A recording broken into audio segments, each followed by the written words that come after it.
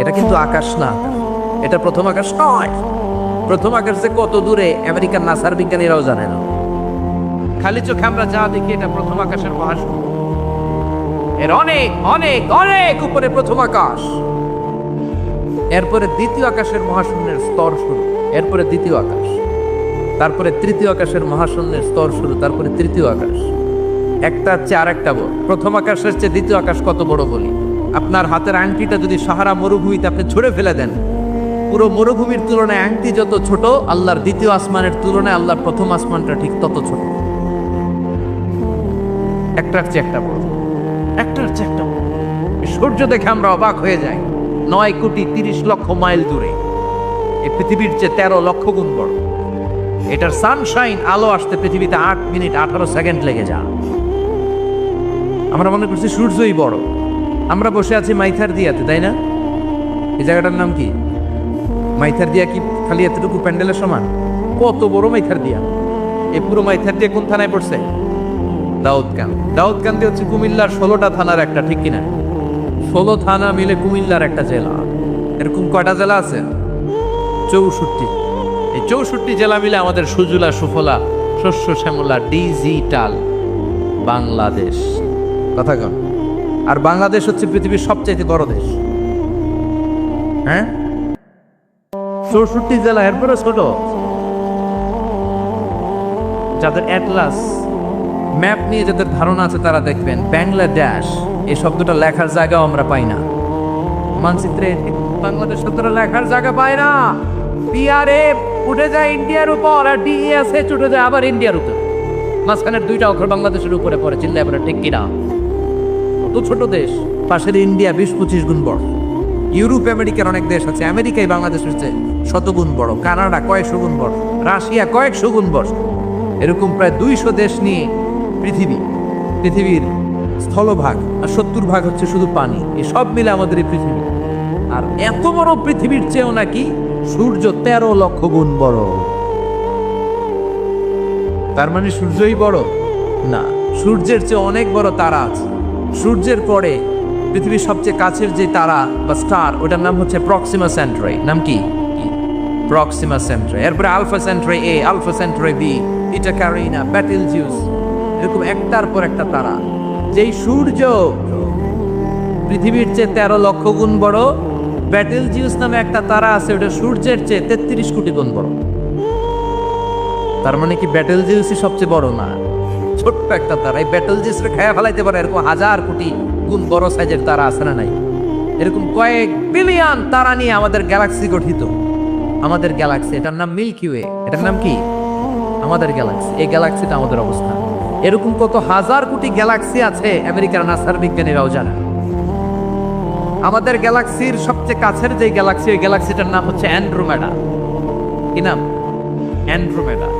আমাদের গ্যালাক্সি থেকে কেউ যদি কাছের গ্যালাক্সি অ্যান্ড্রোমেডাতে যেতে চায়, তার 2.5 মিলিয়ন লাইট ইয়ার্স সময় লেগে যাবে।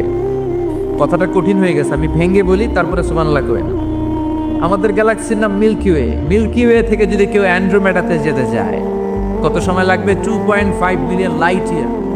লাইট ইয়ার মানে আলোকবর্ষ। আলোর গতিতে যদি ছোটা যায়, 2.5 মিলিয়ন মানে হচ্ছে প্রায় 25 লক্ষ। তাহলে পৃথিবীতে সবচেয়ে দ্রুতগামী যে বিষয়টা আবিষ্কৃত হয়েছে সেটা হচ্ছে আলো। এই যে লাইট মারলে যে ছুটে, এই লাইট প্রতি সেকেন্ডে 1,86,000 মাইল বেগে ছুটতে পারে। 1 মিনিটে না,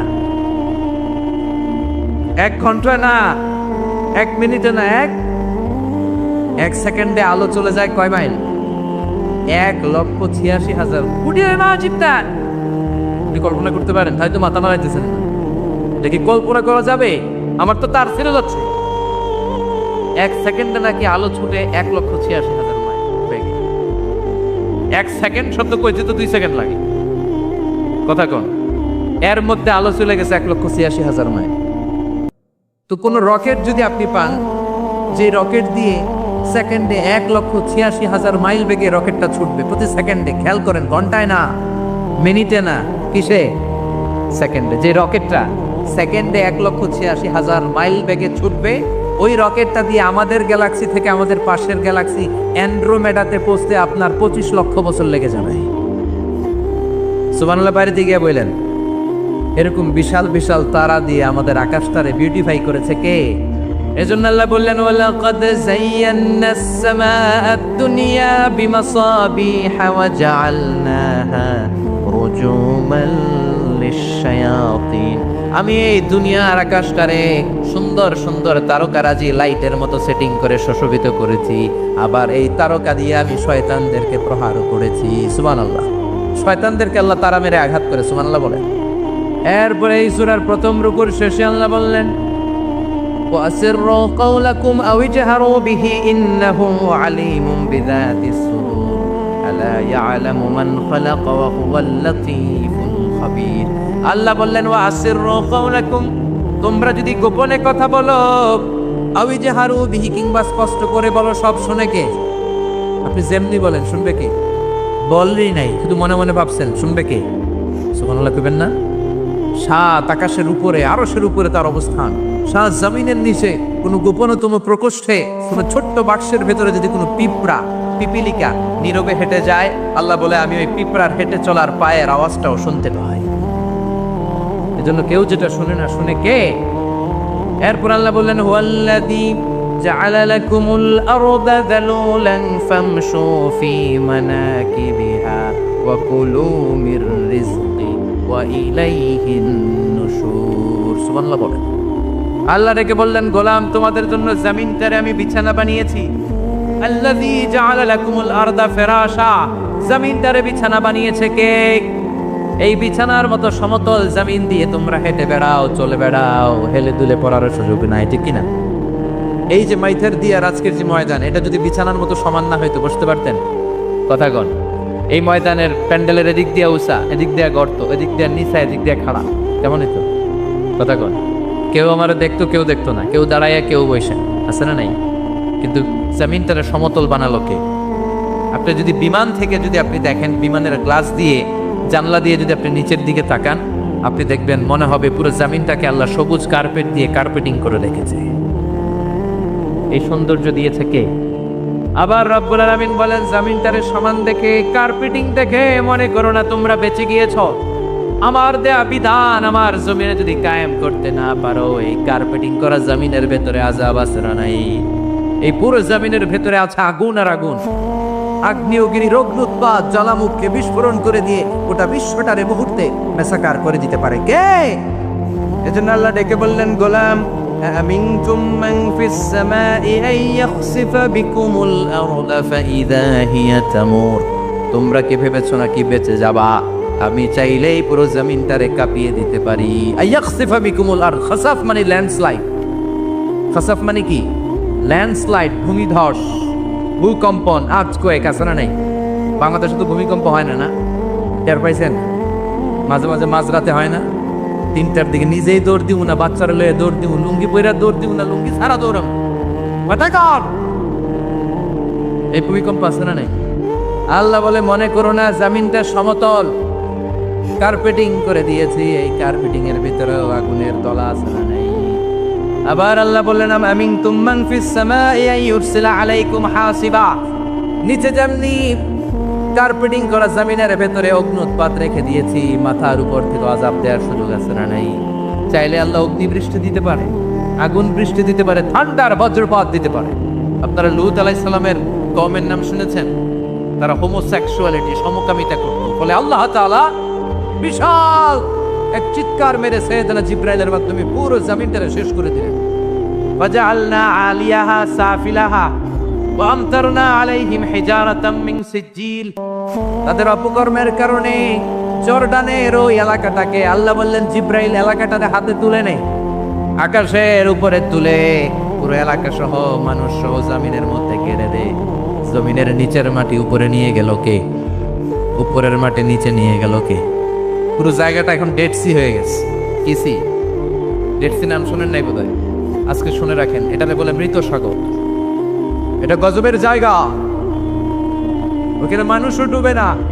লবণের ডেনসিটি, সল্টের ডেনসিটি এত হাই, এই পানির মধ্যে এত গজব, এর মধ্যে কোনো মাছ জন্মায় না, চিংড়ি জন্মায় না, কাঁকড়া জন্মায় না, ব্যাং হয় না, শ্যাওলা হয় না, কিচ্ছু বাঁচে না।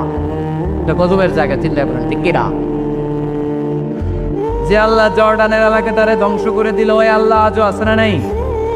এই জন্য নিজ দিয়ে তিনি যেমনি আযাব দিতে পারেন, ভূমিকম্প দিতে পারেন, জলোচ্ছ্বাস দিতে পারেন, উপর থেকে তিনি শিলাবৃষ্টি দিতে পারেন কি পারেন না? মাইটার দিয়ে কখনো শিলাবৃষ্টি হয়েছিল? হ্যাঁ, ফসল ক্ষেত শেষ করে দেয় না? ছাগল টাগল মরে যায়। ছাগল যদি ইয়েতে থাকে ক্ষেতের মধ্যে, বড় শিলা মাথায় পড়লে শেষ, মানুষও শেষ, টিনের চালও শেষ। কথা কন। এরপরে আল্লাহ যদি উল্কা বৃষ্টি পাঠায়, উল্কা যদি পড়ে, কই যাবেন? কোথায় যাবেন আপনি? উল্কা চিনেন? মহাশূন্যে বিশাল পাথরের খণ্ড ঘর্ষণ খেয়ে পৃথিবীর ভিতরে ঢুকে যায়। এই পৃথিবীতে সবচেয়ে বড় উল্কাপিণ্ড পড়েছে সাউথ আফ্রিকা।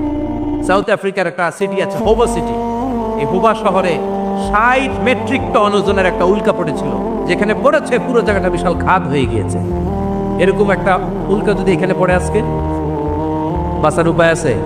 যে বিল্ডিং এ আমরা থাকি, রাত্রে বেলায় ঘুমাই আর দুম্মা চলে ধুম দেখি রাতে, ওই বিল্ডিং এ যদি একটা পড়ে, কথা কন, ডান্স ক্লাব গুলার উপর যদি পড়ে, পতিতালয় যেগুলো আছে ওগুলা যদি পড়ে, যে হোটেল গুলার মধ্যে আকাম কুকাম হয় ওইটার উপর যদি পড়ে, নাকি আল্লাহর এখন দেয়ার ক্ষমতা নাই?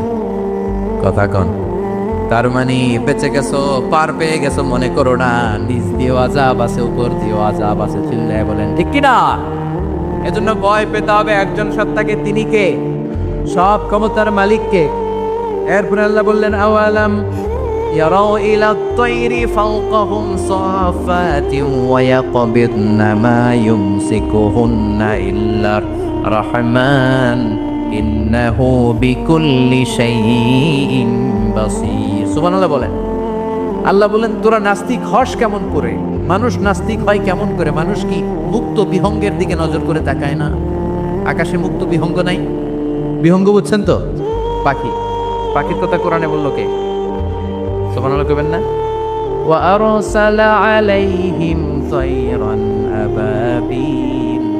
আবার কাবা ভাঙতে পাঠাওয়া বাবিল। দাও খোদা দাও আমায় আবার ওমার দরজ দিল। দাও খোদা দাও আমায় আবার ওমার দরজ দিল। সুবহানাল্লাহ পড়েন। এই যে আল্লাহ বললেন ওয়া আরসালা আলাইহিম, তারপর তায়রান আবাবিল, তায়ের মানে পাখি। তায়ের মানে কি? আবার জান্নাতে যারা যাবে তাদেরকে পাখির ভুনাগোশত খাওয়াবে কে? জান্নাতে যাওয়ার সাথে সাথে প্রথমে আল্লাহ আপনাদেরকে মেহমানদারি করবে মাছের কলিজা দিয়ে। খাইবেন? মাছের কলিজার কথা শুনে জিহ্বায় পানি আসছে নাকি? আউয়ালু তাআমিন ইয়াকুলুহু আহলুল জান্নাতি ফাজিয়াদাতু কাবিদিল হুত। প্রথমে মাছের